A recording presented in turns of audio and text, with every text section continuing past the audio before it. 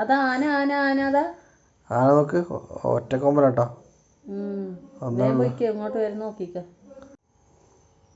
അല്ല ഗൈസ്, നമ്മളന്ന് ഗുണ്ടൽപേട്ടയ്ക്ക് ഉള്ള പരിപാടിയിലാണ്. അപ്പോൾ നമ്മൾ രാവിലെ തന്നെ ഇറങ്ങി നമ്മളെ വൈഫിൻ്റെ വീട്ടിൽ നിന്ന് വെള്ളം കൊണ്ടുവന്ന് യാത്ര ചെയ്യുന്നത്. അപ്പോൾ ഞങ്ങൾ ബത്തേരിയൊക്കെ കഴിഞ്ഞ് ഏകദേശം ഫോറസ്റ്റ് കൂടെ പോവുകയാണ്. ബന്ദിപ്പൂർ വനമേഖലയിലൂടെ പോകുന്നത്. ഈ മുത്തങ്ങി ബന്ദിപ്പൂരും മുതുമലയൊക്കെ ഒറ്റ കാടാണ്, പക്ഷെ 3 പേരിൽ അറിയപ്പെടുന്നുള്ളൂ, 3 സ്റ്റേറ്റിലായതുകൊണ്ട്. അതുകൊണ്ട് വാഹനത്തിൽ പോവുകയാണ്. അത് തേക്കും കാട് ഉള്ളിൽ കൂടെ തന്നെയാണ് നമ്മൾ പോയിക്കൊണ്ടിരിക്കുന്നത്. ഇന്ന് ഒരു ഹോളിഡേ ആയതുകൊണ്ട് കുറച്ച് വണ്ടികളൊക്കെ അധികം ഉണ്ട്, തിരക്കൊക്കെ ഉണ്ട്. നമ്മൾ ഏകദേശം എത്തുമ്പോഴത്തേക്കൊരു 9 മണി 10 മണിക്കായി. അപ്പോഴത്തേക്ക് കാട്ടിലൊക്കെ അല്ല പോയി, മൃഗങ്ങളൊക്കെ ഉള്ളിലേക്ക് പോയി തോന്നുന്നത്. സാധാരണ വലിയ മൃഗങ്ങളൊക്കെ റോഡ് സൈഡിൽ കാണാറുണ്ട്, ഇപ്പോൾ കുറവാണ്. വലിയ നമ്മൾ വീഡിയോസിലൊക്കെ കാണാറുണ്ടല്ലോ, ആന ആക്രമിക്കുന്ന വീഡിയോസൊക്കെ. ഇങ്ങനെ ഈ സ്ഥലങ്ങളിൽ വണ്ടി നിർത്താൻ പാടില്ല. ഏകദേശം കുറച്ച് ദൂരമുണ്ട് പോകാൻ. നിങ്ങൾ പോയിട്ടൊക്കെ ഉണ്ടെങ്കിൽ കമൻ്റ് എടുക്കുക. നമ്മൾ പോയിക്കൊണ്ടിരിക്കുന്നുണ്ട് ഇങ്ങനെ.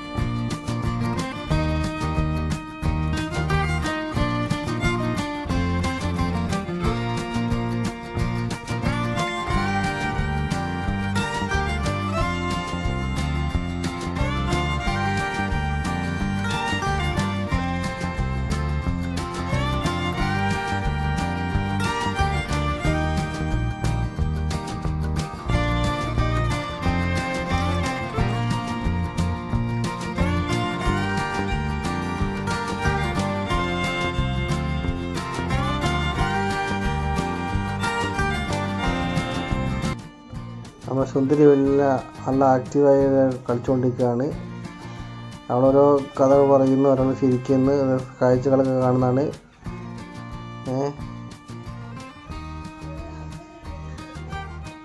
ഒക്കെ നമ്മളൊക്കെ എന്താ ചെയ്യുന്നത്, എന്തൊക്കെ വീഡിയോ എടുക്കുന്നത് എന്നൊക്കെ.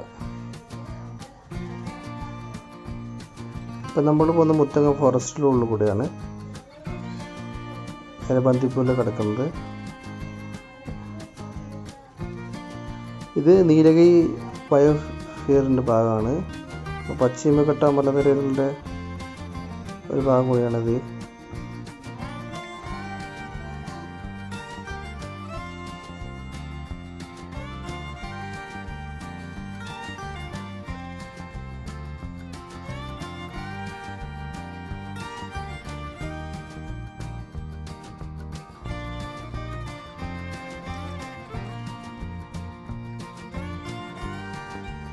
നമ്മൾ ഏകദേശം കർണാടക ബോർഡർ അടുക്കുമ്പോഴൊരു നിറച്ച് വാഹനങ്ങളിങ്ങനെ ക്യൂ ആയി നിൽക്കുന്നത് കണ്ട്. എന്താ സംഭവം മനസ്സിലായില്ല.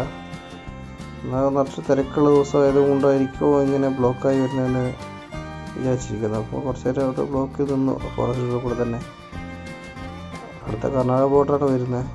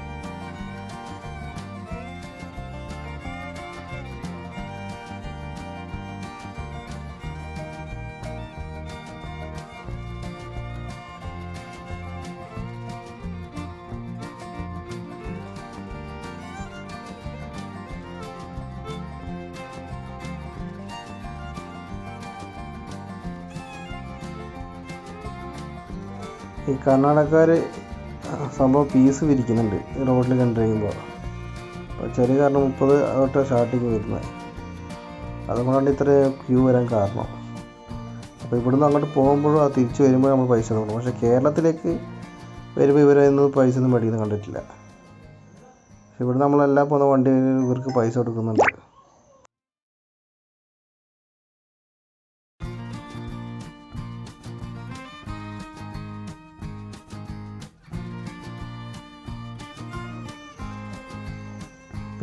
നമ്മളിങ്ങനെ ബന്ദിപ്പൂരിലേക്ക് കടന്നു. റോഡൊക്കെ ഉണ്ട്. റോഡ് സ്റ്റാർട്ടിൽ തന്നെ കുറച്ച് ഹമ്പുകളാണ് വിട്ട് വരുന്നുണ്ട്. ഹമ്പൊക്കെ വലിയ ഹമ്പാണ്. അതൊക്കെ വണ്ടിയൊക്കെ കൊടുക്കും, വണ്ടീൻ്റെ അടികൾ തട്ടുന്നത് അധികം വണ്ടിയിൽ. പിന്നെ ഫോറസ്റ്റ് കൂടുതൽ കാണുന്നത് ഇവിടെ ഈ ഏരിയയിൽ തേക്കുകളും പിന്നെ നിറച്ച് കമ്മ്യൂണിസ്റ്റ് പച്ചയുണ്ട്, പിന്നെ ഹെന്ന മരമുണ്ട്.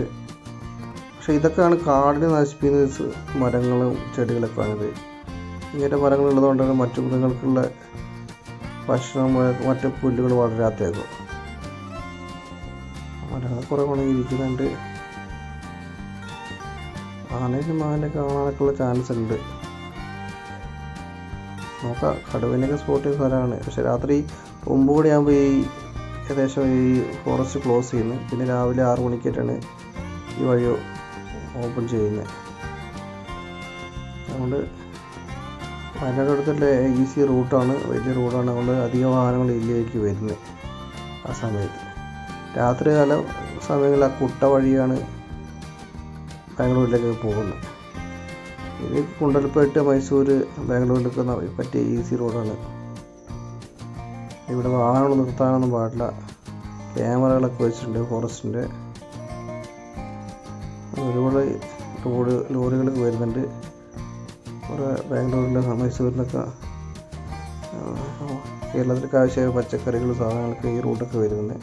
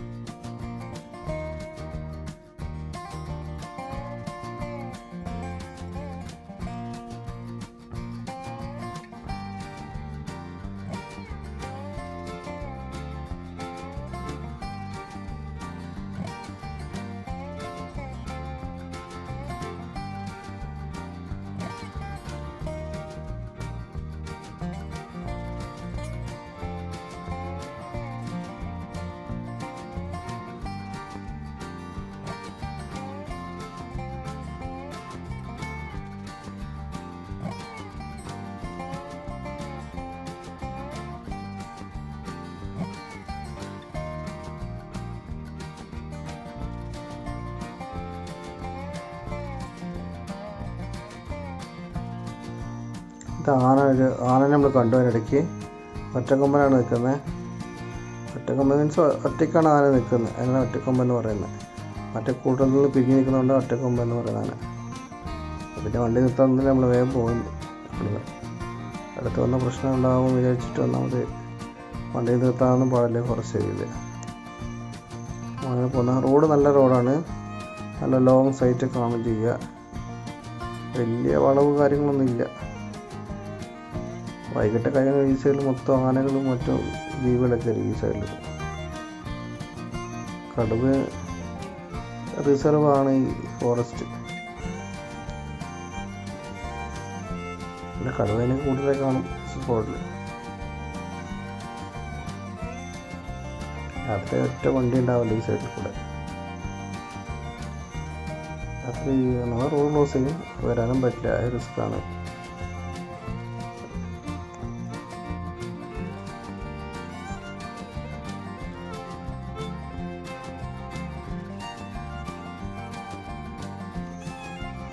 ഇപ്പം നമ്മൾ ഗുണ്ടൽപേട്ട അങ്ങ് എത്താറായി.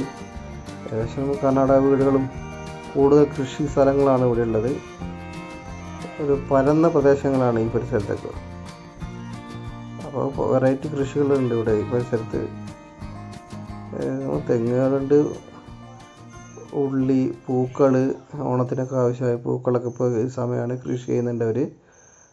പിന്നെ ഓരോ കൃഷി സവാളയും ഉരുളക്കിഴങ്ങ്, വെജിറ്റബിൾസ് കുറേ കൃഷി ചെയ്യുന്നുണ്ട് അവർ. ചെറിയ ചെറിയ വീടുകളാണ് ഈ പരിസരത്തുള്ള. സ്ഥലം കാര്യങ്ങളൊക്കെ ഉണ്ടെങ്കിൽ ചെറിയ ചെറിയ വീടുകളാണ്. പശുക്കളും ആടുകളൊക്കെ ഉണ്ട്. ഓരോ കൃഷിപ്പണി നടന്നുകൊണ്ടിരിക്കുകയാണ്.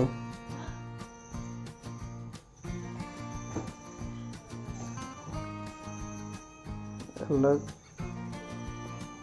വെള്ളത്തിനധികം കുഴൽക്കിണറുകൾ ഉപയോഗിക്കുന്നു തോന്നുന്നു ഇവർ. പാടത്ത് കാണാം ബോറിൻ്റെ സ്ഥലങ്ങളൊക്കെ.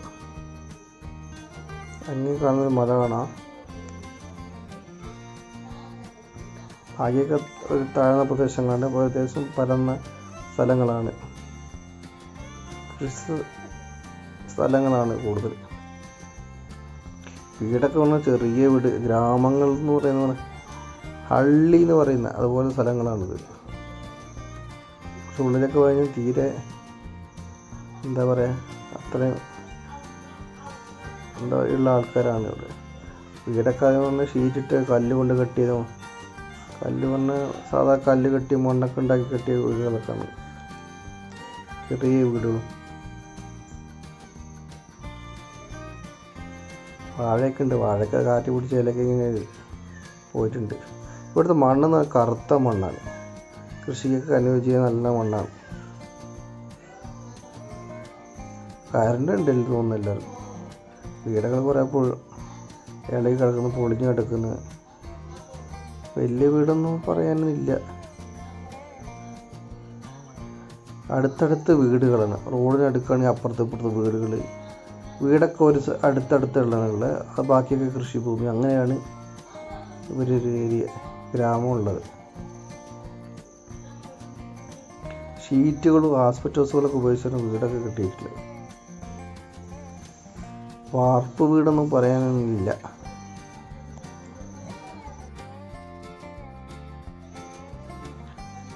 അങ്ങനെ നമ്മളങ്ങനെ പോയിക്കൊണ്ടിരിക്കുകയാണ്. നമ്മൾ അടുത്ത് നമ്മളെ ഗോപാലസ്വാമി ഹിൽ എന്ന് പറഞ്ഞ സ്ഥലത്ത് ക്ഷേത്രമുണ്ട്. അടിപൊളി സ്ഥലമാണ്. ഇങ്ങനെ വീഡിയോ ഒക്കെ കണ്ടിട്ട് ഗുണ്ടൽപേട്ടിന് അടുത്താണ്.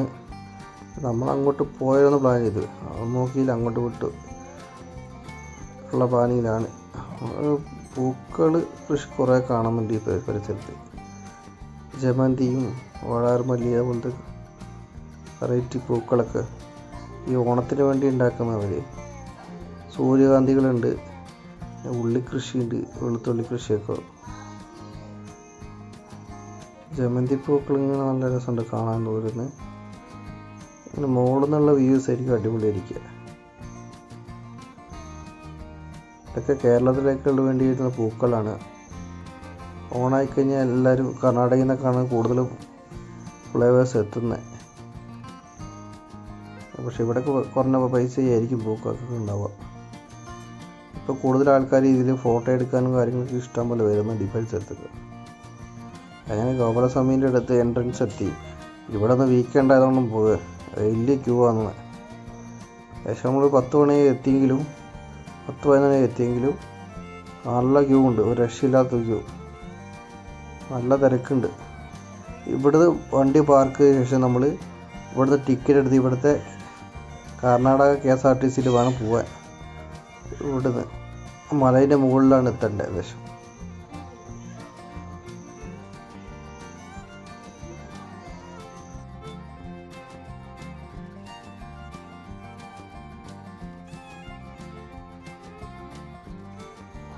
എത്ര വലിയ ക്യൂ ആണ് നോക്ക്.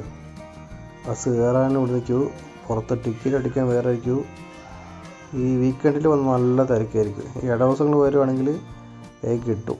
ഇപ്പോൾ ടിക്കറ്റിന് വരുന്നത് എത്ര, 50 രൂപയാണ് ഒരാൾക്ക് വരുന്നത് ബസ്സിലേക്ക്. അപ്പ് ആൻഡ് ഡൗൺ 50 റുപ്യ മാത്രമേ ഉള്ളൂ. പിന്നെ അമ്പലത്തിൽ നിന്ന് ഫീസൊന്നും ഇല്ല, അത് കാണാം. പിന്നെ എല്ലാ മതക്കാരും വരുന്നുണ്ട്. പക്ഷെ അമ്പലത്തിൽ ഉള്ളിൽ കയറുന്നില്ല, പുറവശങ്ങളെല്ലാം ഇത് കാണുന്നുണ്ട് ആൾക്കാർക്കോ. പിന്നെ ബസ്സിൽ അങ്ങോട്ട് പോകും. ബസ്സിൽ പോകുമ്പോൾ അടിപൊളി വ്യൂ ആണ്, രക്ഷയില്ല. സൈഡ് സീറ്റൊക്കെ കിട്ടിക്കഴിഞ്ഞാൽ അടിപൊളിയാണ്. പിന്നെ ഫ്രണ്ട് സീറ്റൊക്കെ കിട്ടി നല്ല വ്യൂസ് കാണാം. ഒരു ചുരം മാതിരിയുള്ള സ്ഥലങ്ങളാണ്. മലയിന് മുകളിലേക്ക് കയറണം. ഏകദേശം ഒരു 10 ബസ്സായിട്ട് സർവീസ് നടത്തുന്നു കേട്ടോ. ഒരു ഐഡിയ ഉള്ളു. എന്തായാലും നമ്മൾ KSRTC പൊതുവെ നല്ല പൈസ ഉണ്ടാക്കുന്നവർ ഒരു ദിവസം തന്നെ എത്ര നല്ല ട്രിപ്പ് അടിക്കുന്നുണ്ട്. 1000-ന് മുകളിൽ ആൾക്കാരെന്തായാലും വരുന്നുണ്ട്. ഈ ഇപ്പം തന്നെ കണ്ടിട്ടുണ്ട്. അതായത് കൂടുതലുണ്ടാവുള്ളൂ, കുറവില്ല. നല്ല സ്ഥലങ്ങൾ കേട്ടോ. മലയിൽ കയറുമ്പോഴത്തേക്ക് നല്ല നെല്ലിക്ക മരമുണ്ട്, വെറൈറ്റി പൂക്കളുണ്ട്. ഇത് ഫോറസ്റ്റാണ് ഒന്നാമത്. അപ്പോൾ ഇവരെ വണ്ടി മാത്രമേ വിടുന്നുള്ളൂ, വേറെ വണ്ടി വിടുന്നില്ല. അത്രയും വണ്ടി വരുന്ന താഴെ നിർത്തിയിട്ട് നമ്മൾ ബസ്സിൽ വേണം വരാൻ. ആ പാർക്കിംഗ് സൗകര്യമൊക്കെ ഉണ്ട്, പേ പാർക്കിംഗ് ഉള്ളത്. പിന്നെ ഒരു മെയിൻ ഹോട്ടൽസ് ഒന്നുമില്ല, ഫുഡൊന്നും വലിയ ഇവിടെ കിട്ടില്ല. നമ്മൾ കഴിച്ചിട്ട് വേണം വരാൻ. മുകളിൽ ഇറങ്ങുക, അടിപൊളി ക്ലൈമറ്റുമാണ്, നല്ല തണുത്ത കാറ്റ്. ഉച്ചയ്ക്ക് വന്നപ്പോൾ നല്ല തണുത്ത കാറ്റുണ്ട്. മലയിൽ ടോപ്പായതുകൊണ്ട് മാക്സിമം രാവിലെ വരുവാണെങ്കിൽ നല്ല മഞ്ഞൊക്കെ കാണായിരുന്നു. നമ്മൾ കുറച്ച് ലേറ്റായി, അന്ന് ക്യൂ എടുത്തൊന്ന് വരുമ്പോൾ സമയം കുറേ ആയി. അടച്ച ആൾക്ക് ഇത് പോകാനുള്ള തിരിച്ചു പോകാനുള്ള ക്യൂ കേട്ടോ. അത്ര ആൾക്കാരുണ്ടെന്ന് ക്യൂ നിർത്തിയിട്ട് പിന്നെ റിട്ടേൺ വണ്ടി കൊടുക്കും. അതൊക്കെ കാണുന്ന അമ്പലമാണ്. ചുറ്റും മലയ പ്രദേശമാണ്. അപ്പോൾ വലിയ കാടുകളൊന്നും ഇല്ല. മലേൻ്റെ ഹൈറ്റ് ആയതുകൊണ്ട് പുൽമേടുണ്ട്. അങ്ങോട്ട് വിടില്ല, കാരണം വന്യജീവികളുണ്ട്. അതുകൊണ്ട് അങ്ങോട്ട് വിടില്ല. അപ്പം ഇത്ര ആൾക്കാർ വരുന്നതുകൊണ്ട് ചുറ്റിനും പിന്നെ ഫെൻസിങ് ഉണ്ട്. വലിയ ആനകളൊന്നും ഇങ്ങോട്ട് കയറി വരാതിരിക്കാൻ ഫെൻസിങ് കയറുന്നുണ്ട്. അത്രയും വന്നാലും നമ്മൾ അറിയില്ല, അത്രയും നല്ല തണുപ്പാണ്. അതാ അമ്പലം, അതാണ് നമ്മൾ ക്ഷേത്രം. അതിനുള്ളിലേക്ക് കയറിച്ചില്ല. അതിൻ്റെ ഇപ്പുറ സൈഡിൽ കൂടെ തന്നെ പോയി ഇറങ്ങി അതിൻ്റെ ഉള്ളിൽ കൂടെ വരാം. എൻട്രി വരുന്നത് ഇപ്പുറ സൈഡ്, ബാക്ക് സൈഡിൽ കൂടെയാണ് വരുന്നത്. എൻ്റെ ഫ്രണ്ടിൽ കൂടെ ഇറങ്ങി വരണം. എൻട്രി വരുന്നത് ഈ വഴി കൂടെ കയറി വന്നു. ഇതിൽ കൂടെ ആൾക്കാർ കയറി സൈഡിൽ കൂടെ കയറി വന്ന് ഇങ്ങനെ കാണും. പിന്നെ മറ്റാ വീഡിയോകൾ കൂടുതലായിട്ട് നമ്മൾ അടുത്ത വീഡിയോ ഇടുന്നുണ്ട്. അതിനുള്ള ചുറ്റുള്ള വീഡിയോകൾ അത് കാണാം. പിന്നെ ഇത് നമ്മൾ റിട്ടേൺ വരുന്നുള്ള കാഴ്ചയാണ് കാണിച്ചത്. അപ്പോൾ ഇത് സൈഡ് സീറ്റൊക്കെ കിട്ടി. അപ്പോൾ അവിടെ നിന്ന് കുറച്ച് വീഡിയോസ്. നല്ല നെല്ലിക്ക മരമൊക്കെ കുറേ കാഴ്ചയിരിക്കുന്നുണ്ട്. ഞാൻ കാണുമ്പോൾ ശ്രദ്ധിച്ചാണ്. കുറേ മരങ്ങളുണ്ട്, കുറേ പൂക്കളൊക്കെ ഉണ്ട്. പിന്നെ ഇവിടെ നല്ല വ്യൂ ആണ് കണ്ടത്. ആ റോഡ് എന്ന് പറഞ്ഞാൽ ചെറിയ റോഡാണ്. ഒരു വണ്ടി വരുന്ന അടുത്ത വണ്ടി സൈഡായി കൊടുക്കണം, അന്നേരം അടുത്ത വണ്ടിക്ക് പോകുന്നില്ലേ. കറക്റ്റ് ഒരു ബസ്സിന് പോകാനുള്ള ഗ്യാപ്പേ ഉള്ളൂ അവിടെ. അതുകൊണ്ട് തന്നെയാണ് വേറെ വണ്ടി അലൗഡ് ചെയ്യാത്തത്. നമ്മളങ്ങനെ തിരിച്ചു പോന്നു. ഏകദേശം വീണ്ടും ആനനെ കണ്ടു. പിന്നെ നമ്മൾ അടുത്ത വഴി ഇതിൻ്റെ ബാക്കി ഇടുന്നുണ്ട്, അമ്പലത്തിൻ്റെ പരിസരങ്ങളുള്ള കാര്യങ്ങളൊക്കെ. പിന്നെ അത് കാണാൻ ശ്രമിക്കുക. ഇനി നമ്മളപ്പോൾ വീഡിയോ കിട്ടാൻ സബ്സ്ക്രൈബ്